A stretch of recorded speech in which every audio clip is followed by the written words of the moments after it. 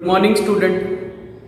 Today we are going to learn third part of economics, chapter 1, economic growth and economic development. In the previous class we have seen difference between economic growth and economic development. Then we have seen what is economic growth and what is economic development.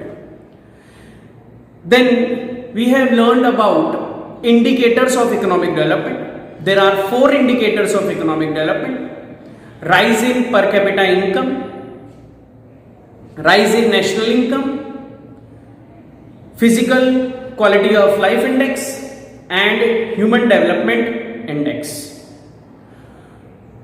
We have already seen 2 indicators: rise in economic development and rise in per capita income. Today we are going to learn third indicator, that is physical quality of life index. Physical quality of life index, which is also known as PQLI. It is a short form. It is also known as physical quality of life index, or in short form it is called PQLI.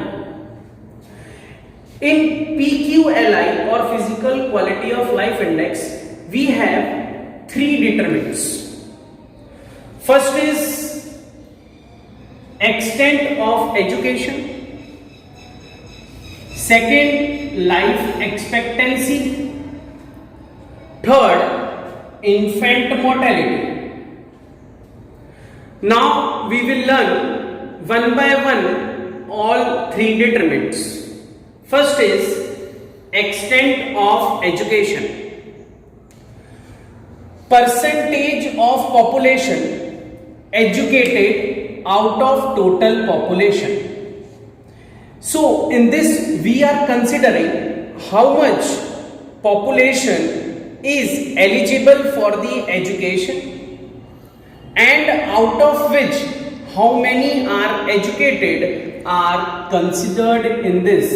That's why it is a ratio between population educated and total population. It is a ratio between population educated and total population. So it is an extent of education. Now, life expectancy. In this we consider number of year child is expected to live from the time of birth. Means how many years a child is going to live from his birth, that is considered in the life expectancy. Currently, life expectancy of our country is 72 years.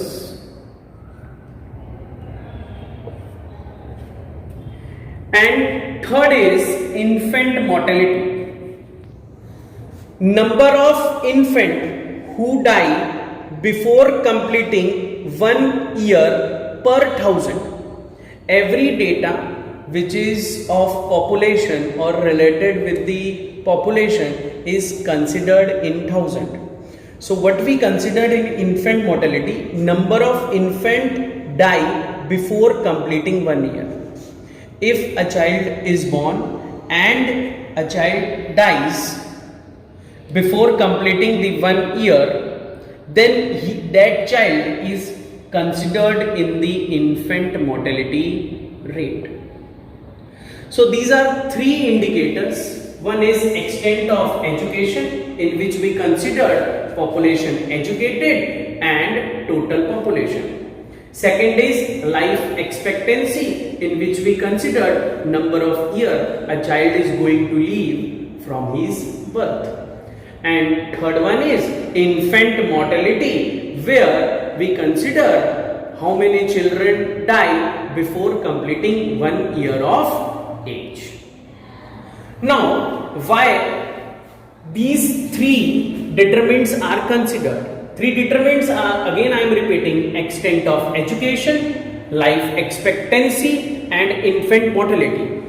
Why in PQLI only these three indicators are considered? Their reasons are, there are three reasons for considering this. One is, data can be acquired for all the countries. Data related to the PQLI or data related to the extent of education, life expectancy and infant mortality can be available from every country. That's why only three indicators are considered. Second is, all three factors, or you can say all three determinants, depict result, not the effort. It depict result. Result means how many people are educated, what is the infant mortality. It depict result, not the effort. It does not depict why education is less, why infant mortality is more. Means it depict only results. That's why it is considered. Third is, all three factors show justifiable standard of living. Justified, which is required, only those factors are considered. That's why we have considered three indicators in this. So, for calculating PQLI, we have considered three indicators, and these are the reasons why these three indicators are considered in PQLI. Now let us understand the formula for PQLI, Physical Quality of Life Index. What is the formula for this? Formula is PQLI, life expectancy, extent of education, infant mortality, and it is divided by 3. All indicators are given equal weightage, suppose 100. Country is graded between 0 to 100.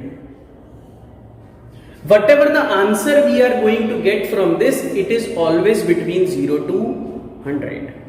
Suppose extent of education of our country, extent of education is 30. Life expectancy of our country is also 30. Infant mortality is also 30. Then we divide it with 3. It will be 90, 60, 90 divided by 3. Then answer will be your 30. So your PQLI will be 30. Physical Quality of Life Index. Please remember this formula. It can be asked in exam. PQLI, it considered extent of education, life expectancy and infant mortality. Whatever the answer we are getting, it will be divided by 3. Means sum of these 3 divided by 3. Now, important aspects of PQLI. What are the important aspects of PQLI? First is, if answer is closer to 100, better performance. If answer is closer to 0, then we can say bad performance. Answer should be always between 0 to 100, that we have already seen. If it is closer to 100 means country is progressing. Standard of living is good, people are educated, there is no infant mortality. But if it is closer to 0, then we can say standard of living is not up to the mark, people are not educated, people are illiterate, and there is a lot of child mortality in the country. Third is, PQLI is always between 0 to 100. This point is again repeated, its value is always between 0 to 100. Comparison can be made between countries. Suppose we are getting the data for India and data for USA. It can be compared easily with the help of PQLI. Then higher PQLI shows higher economic development. Suppose answer is near to 100, then you can say economic development is higher. Answer is near to 0, then you can say lower PQLI. Lower PQLI shows lower economic development, higher PQLI shows higher economic development. So PQLI is considered for the economic development of the country. Any country economically considered as developed in which PQLI is higher means it is near to 100. If it is near to 0, then we can say that economic development is very slow. Now, some of the positive aspects of PQLI. What are the positive aspects? If PQLI is considered, what are its positive views? Why we are considering PQLI? Because it touches the standard of living. If person is educated, there is no infant mortality, that person is considered as having good standard of living. Second is better compared to PCI. PCI is per capita income indicator. Per capita income indicator was the second indicator which we have studied in the last lecture. PQLI is better than per capita income because it considered three aspects, while in PCI we have considered only the formulas, no aspects are considered in that. It has less drawbacks compared to two. One is NI, that is national income, and second is PCI, that is per capita income. It has less drawbacks compared to the other two indicators. Easy comparison between countries can be made. We can make easy comparison between the countries with the help of PQLI. I said previously, suppose India's PQLI is 30 and USA PQLI is 70, then we can say US is economically developed compared to the India because it is near to 100 and 30 is near to 0.